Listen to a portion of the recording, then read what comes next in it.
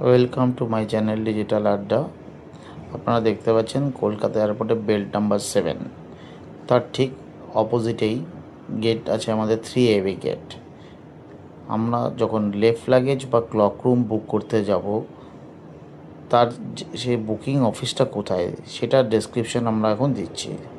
আমরা gate number 3ABর পাশ থেকে আমরা যেতে থাকবো। রাইট সাইডে আমাদের ক্যাপেচিনো পড়বে, তার ঠিক এগিয়ে যেতে হবে আমাদেরকে।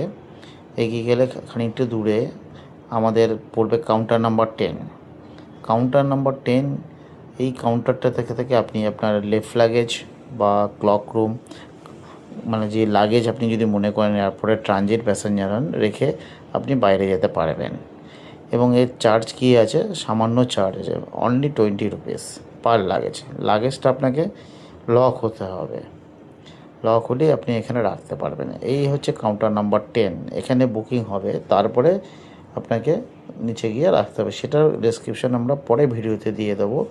আপনার যদি চ্যানেলটি ভালো লাগে, লাইক ও শেয়ার আর সাবস্ক্রাইব করতে ভুলবেন না। আপনার এরকম ভালো ভালো ইনফরমেশন জানার জন্য আমার চ্যানেলটিকে ফলো করুন। এখান থেকে আপনার বুকিং করে লেফট লাগেজের সমস্ত রকম সুযোগ সুবিধা পাবেন। আপনারা দেখতে থাকুন ডিজিটাল আড্ডা চ্যানেলটি দেখলে আপনি আরও ভিডিও দেখতে পাবেন। Thank you watching my channel.